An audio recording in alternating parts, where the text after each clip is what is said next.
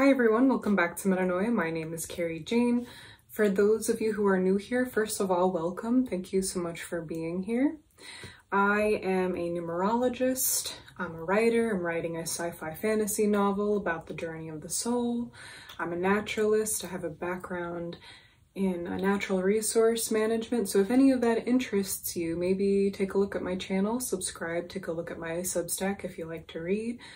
Subscribe to that, and if not, just, thank you for spending these however many minutes you are with me. This video is going to be a little bit of a story time. It might take me a while to get through, and I recommend popping a squat, grabbing a cup of tea. I like to do stuff while I listen to these kinds of videos. I like to either while I'm driving, or I'm doing dishes, or I'm folding laundry or something like that. So yeah, just a heads up, I think that this is the kind of video this is going to be. I really should have made this video a long time ago. These were observations that I made way, I don't know, at least 10 years ago now, maybe more, when spirituality started to become mainstream, and I either was just starting my channel or thinking about it, and it should have been one of the first videos I think I made, but for whatever reason it just got put on the back burner, and recently I've had some more time to make videos because I am unemployed. I don't know how long that's gonna last, so I'm going to take advantage of it and try to get these, thoughts out as much as I can. And if you would be so kind to support this channel either on Patreon or through sharing or liking or commenting or subscribing to my Substack, that would be greatly appreciated, because that means that I can do this longer and get into a better flow where it's not me just posting a sporadic, numerology forecast once a month or something like that, but going deeper and making more videos that I think will help some people. Either it's, because it's something that they've thought themselves and they needed to hear someone else say it and be like, yes, thank you, or, what have you. I always think that my videos are silly. I always think my numerology reports are pretty silly, and I think, oh, I'm just gonna stop doing them now. And then I receive an email from somebody and they tell me how much they enjoy, the video for whatever reason. And I think, okay, I'll keep doing it, which I recently just did with a patron, Randall. So Randall, if you're seeing this right now, thank you so much for becoming a patron and helping me to continue to do this. Your support helps me more than you can imagine. So with that, let's get to it. I would like to begin with some context into my experience with spirituality, my own journey within that, just to make what I'm going to say later make a little bit more sense. So yeah, just to start off, I was a closeted spiritual person when I was a kid. I'm thinking probably 7 to 9 years old is when that part of myself was becoming very activated. And I mean, when you're a very young child, you come already with spiritual gifts and spirituality, because that is kind of the nature of being a child. But as, I was developing into a preteen, the precursor of that, I just was a closeted spiritual person. It's very strange how much I was leaning towards the occult, and looking back on it now, because there wasn't anything in my environment to propel me towards that. My mom was Irish Catholic, and she held on to her beliefs with that, and my dad was raised basically fundamentalist Christian and decided by the time I was born that we weren't going to church anymore, and he had his own, journey and his own development with his faith and spirituality that kind of had us cut off from that. At least, like I said, by the time I was born, it was different before that. And so that's what that looked like. And then none of my siblings were into anything like that. None of my friends growing up were involved in anything in the realm of spirituality. And so I was basically this 8 or 9-year-old kid who had to hide their Ouija board and kind of, you know, collect rocks and not really be able to share it with anybody. And with my tarot card deck. I was a young kid with a tarot card deck, a Ouija board, and like these rocks and stuff. And again, for some reason, when I was 8 years old, I thought I was a witch, and I don't know why. I wasn't reading Harry Potter. I was not, if you can believe it, a Harry Potter kid. I followed the movies, which didn't start coming out till I was like 11. But this happened way before that. For some reason, I thought I was a witch. I felt like powerful. I felt connected emotionally, and that I had an impact on the world around me in some way because of that. And again, I just came here like this. There's really no reason I should be doing this right now.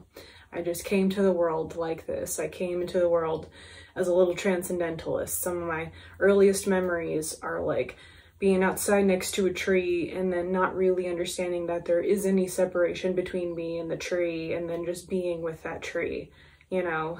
Or like, I've always really noticed, and still do, the way that light it is, you know, like I see the way there's like a glow in which that happens when light casts itself onto things. I'm like, I still have that. I didn't really like grow out of that. I can still feel and perceive the depth of this existence in that way. And it's not something that I, you know, switch turned on and I was all of a sudden like that. I just came into the world like that. And so again, just for context, there was really no one in my environment that I could share this stuff with. So it's just very much something that I always kept to myself. And it was not popular. None of this stuff, people forget, was popular, especially on the East Coast. I grew up on the East Coast in New York, and specifically Long Island, so that's a very heavy consumer culture compared to like other places in the state.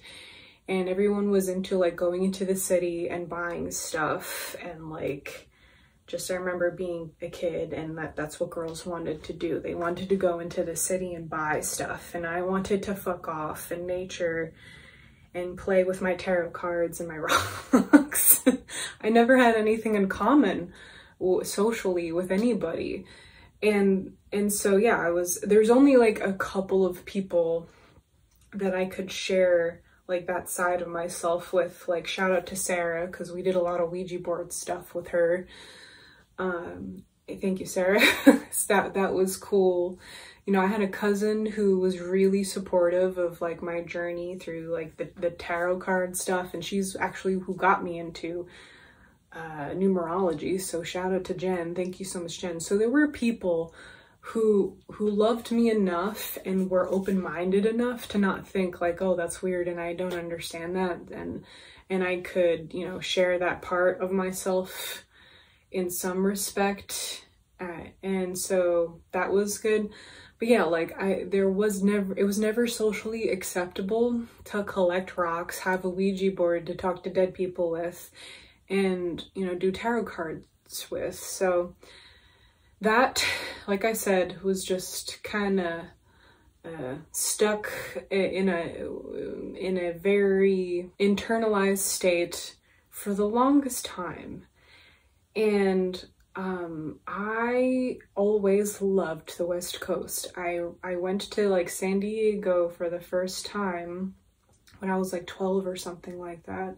And then again when I was like 16 or 17, I think I went to Santa Cruz, which is like one of my favorite places in the continental US. And I fell in love with California, and one of the main reasons being was that, you know, the spiritual stuff was the culture.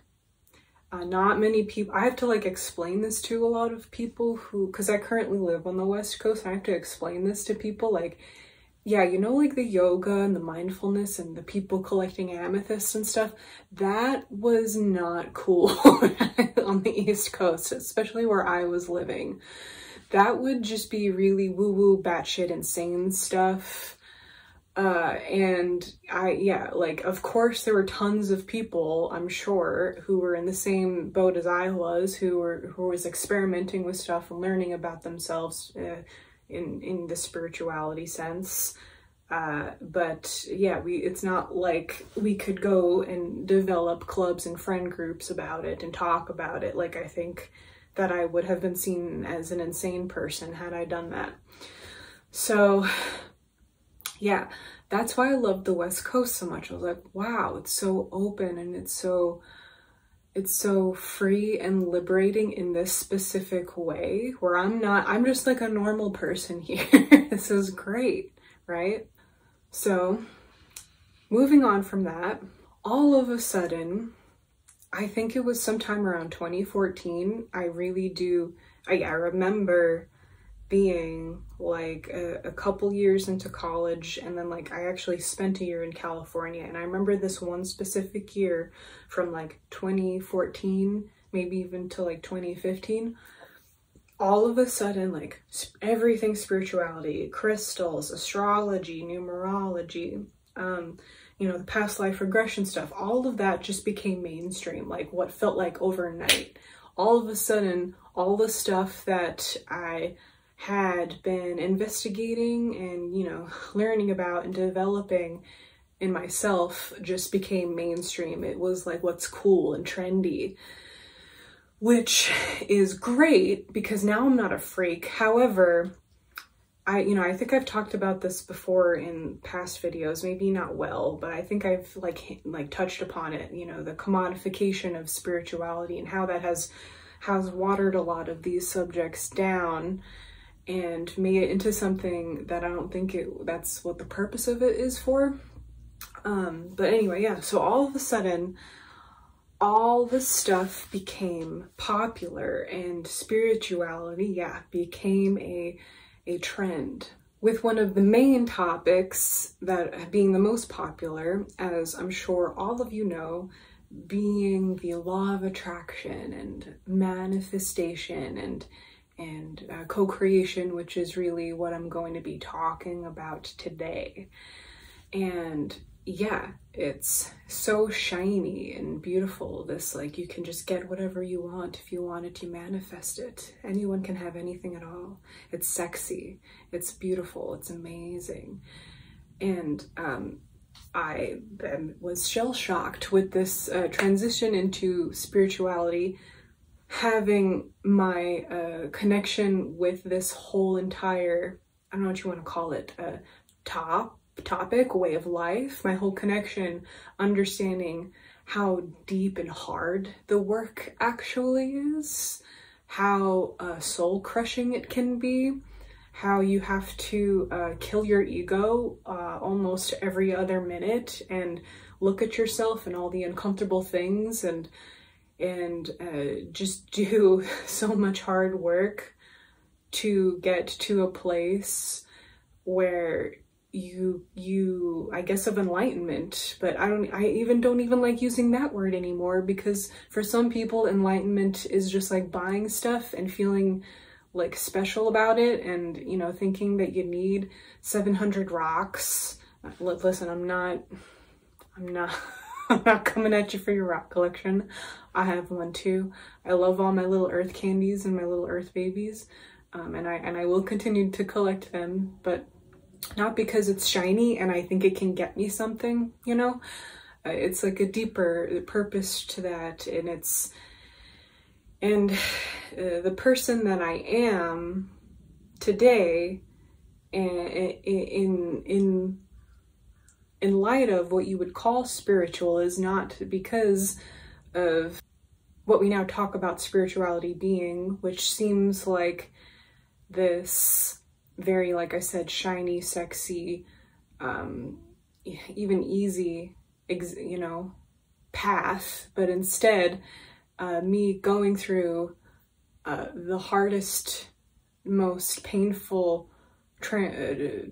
experiences over and over and over again, to the point where I kind of just feel like a rag doll, and someone, the universe, God, myself, is just like picking up a dead body and dropping it over and over and over again until it is no more and I'm something else. Yeah, so that's what I consider spirituality, is just a lot of hard work every day and navigating this human experience, which is so incredibly dynamic. And that's what metanoia is. It's just the spiritual transformation. And yeah, here we are in, you know, the post 2014, however many years, you know, after this video and etc., where spirituality is kind of a product to sell to people, and what makes people feel good and what makes people want shortcuts to things to get out of the hurt, when the hurt and the difficulties is actually the key. It's actually the point, unfortunately. Sorry, you would not be a human, I don't think, doing this life right now if you wanted to have an airy-fairy existence where you can love your light your way to nirvana. You know, like, it's just, there's such difficult things happening here. It is agonizing. We cannot love and light our way out of fascism. We can't love and, it's gonna take so many different kinds of souls, so many different kinds of approaches, with all of our experiences and all our backgrounds from having overcome ourselves, our own egos, having overcome the things that happen to us, having overcome whatever. There's just an infinite amount of experiences to be had on this planet. It doesn't end. It really doesn't. So again, sorry I'm meandering a bunch. I told you it was going to be this kind of video. But going back to what I was saying,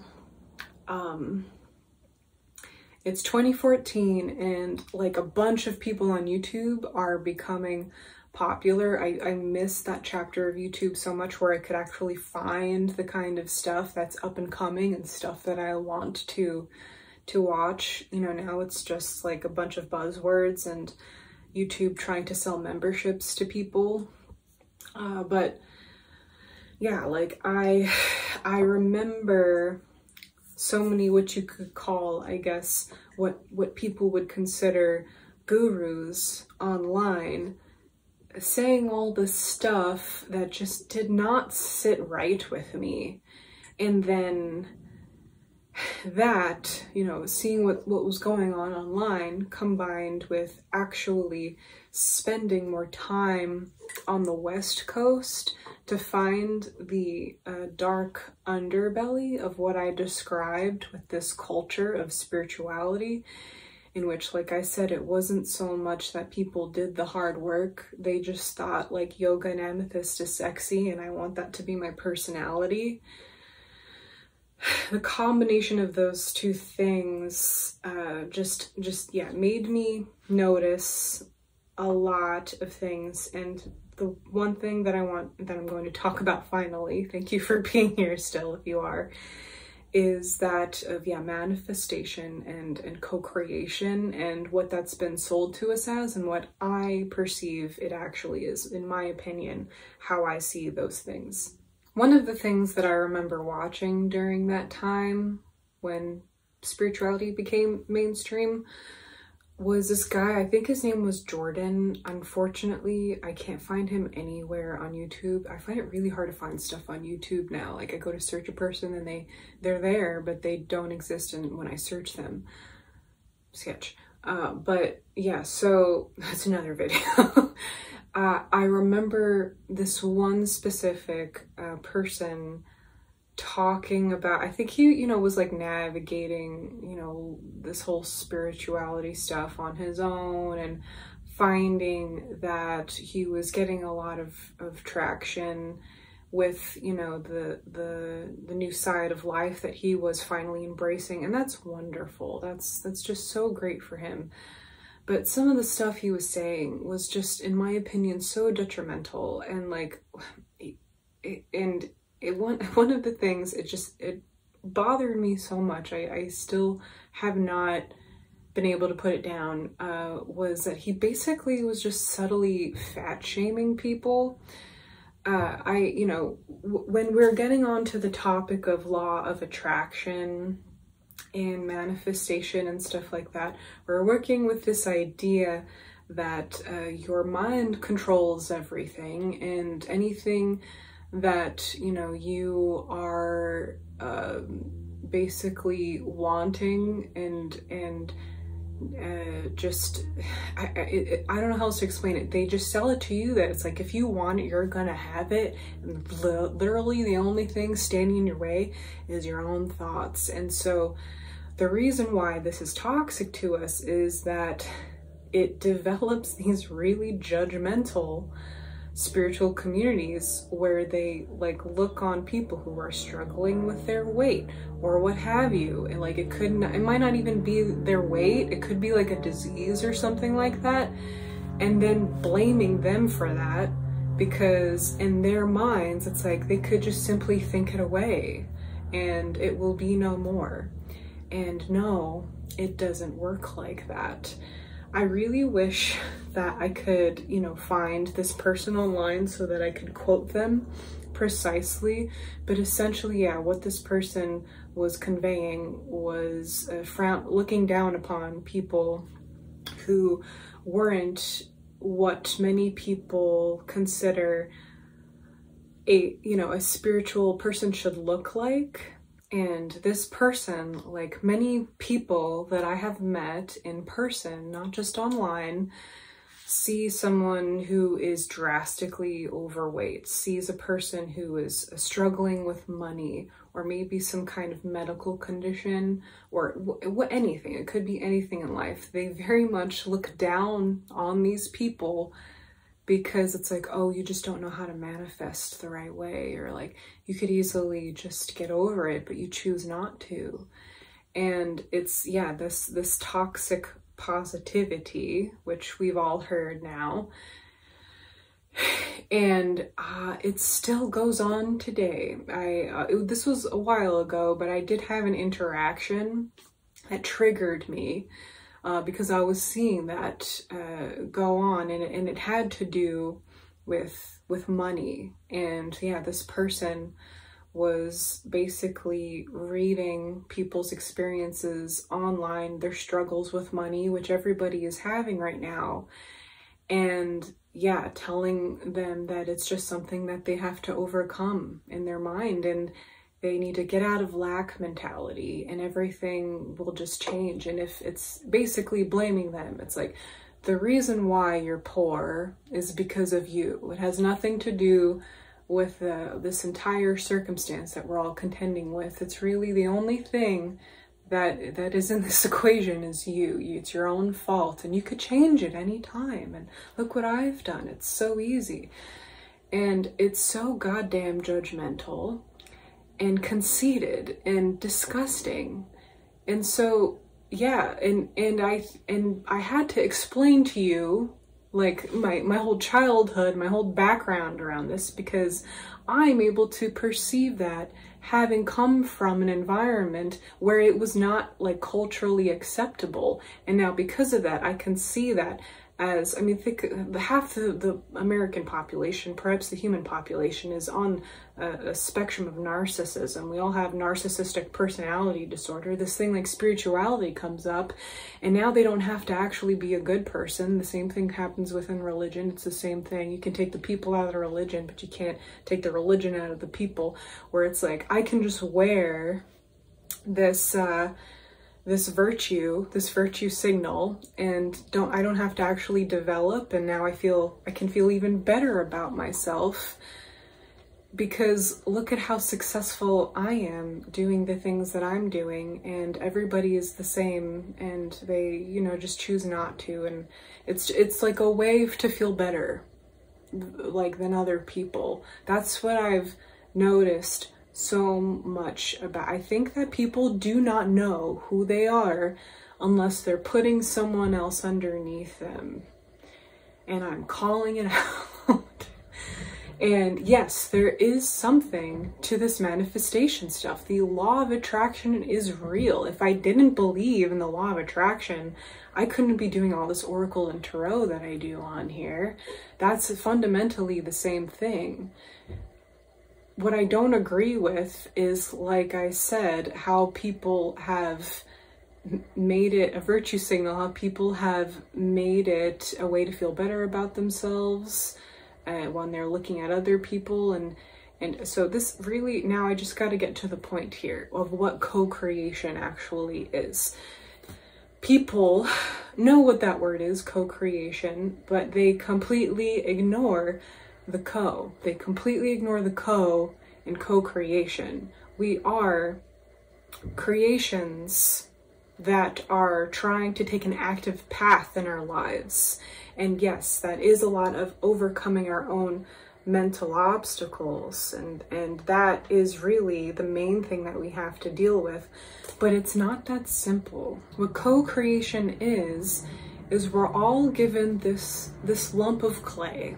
All of us, we're all just given this lump of clay, and we have to figure out what to do with it and how to manipulate it. But here's the trick. We weren't all given the same exact lump of clay. A lot of us were given really shitty lumps of clay. We're all given it, and we're all like, you know, kind of given the same amount of power, but not all of us have the same lump of clay. So the things that we have to do to make the most out of that is going to look different for each and every person.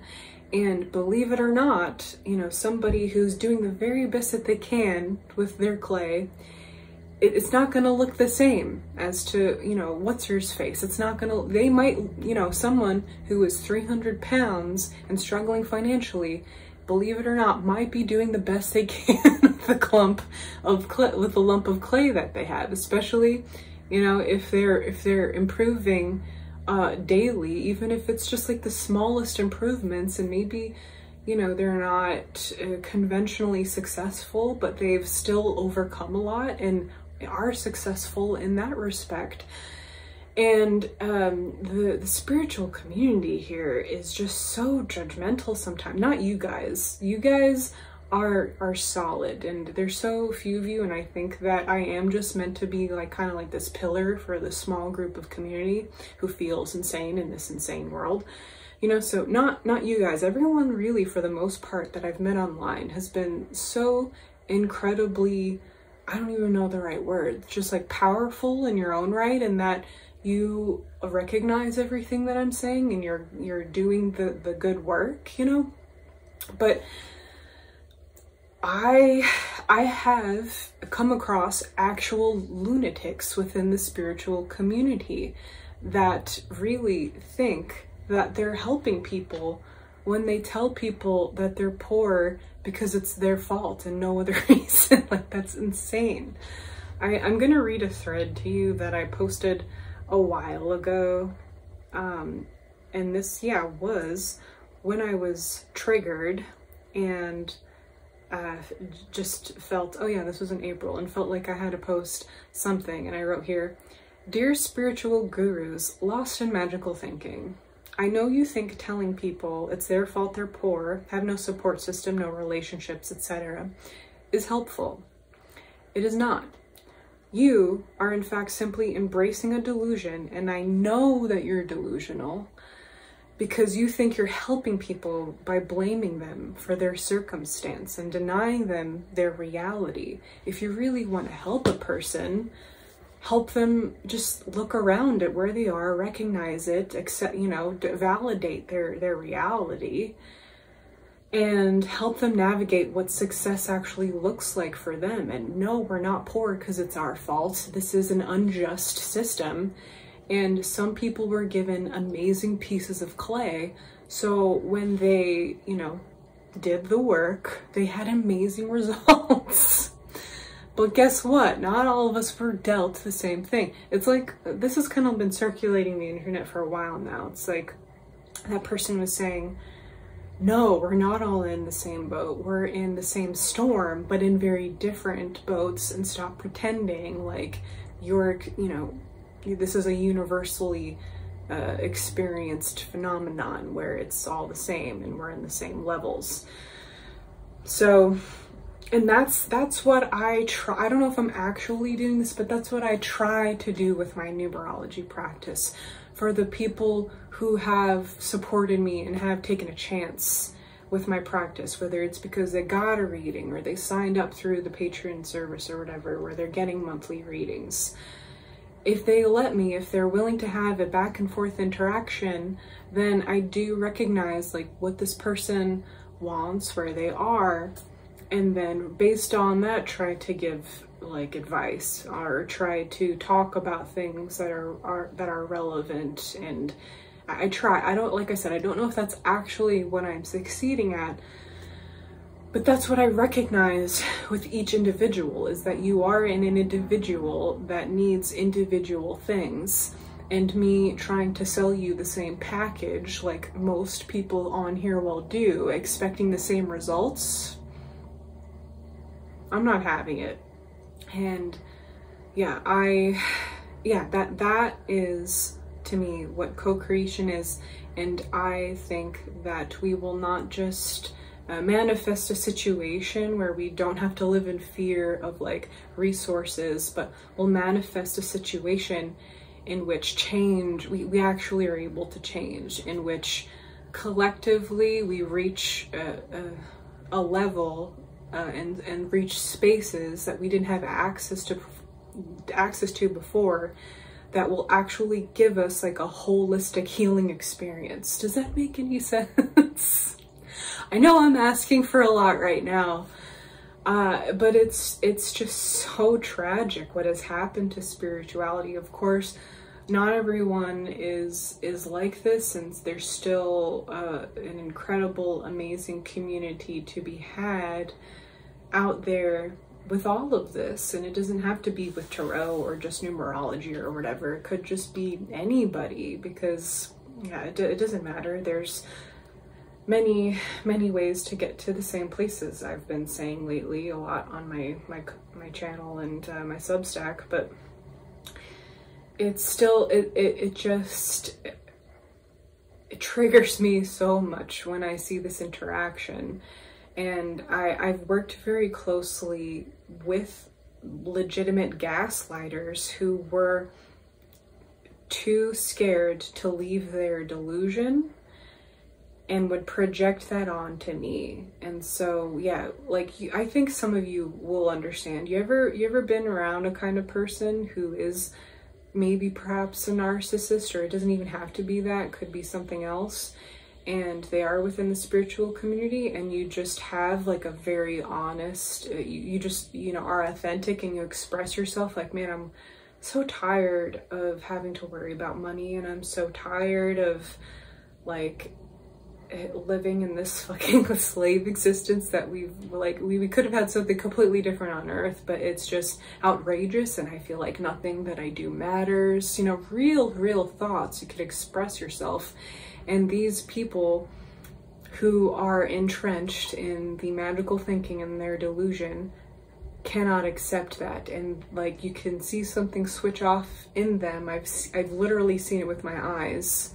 You've triggered them with reality, and they're like, oh no, it's not like that at all. It's just because you believe that. And it's, if money flows, what goes out comes in. So don't think about that, or you'll manifest that. And that is nuts. That is a personality disorder. That is not spirituality. That is a personality disorder. You need to help people overcome things mentally first to get to a place of financial stability, to get a good place within their physical body and their health. But the pathway through that is through the hurt. You have to look at it, and you have to talk about it and go through it. And then when you come out of that, there is a release and a resolution of some kind, and that looks completely different for every individual. And beware of the package. Beware of the universal package of this is how it works for everybody. Let's co-create this reality. Take your lump of clay.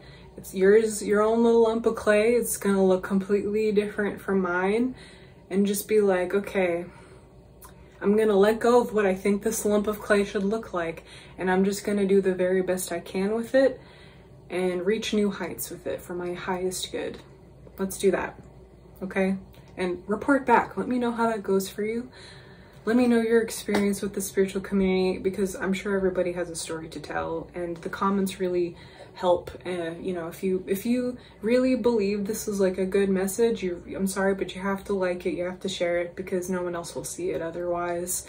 And thank you so much for watching this very long video. So yeah, if you are a person that are exhausted in the spiritual community because you feel like you have to portray yourself as perfect, or like as things are going better than they are, come over here.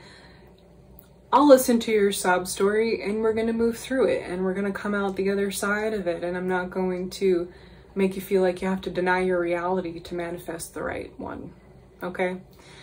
And I just really, I want everyone to be okay. I really do. These times really are insane, and we really are all struggling in our own unique way. And I don't want you to feel like how I've been feeling this whole time, where we're drowning and we're struggling and we can't even tell people about it because it won't manifest the right thing.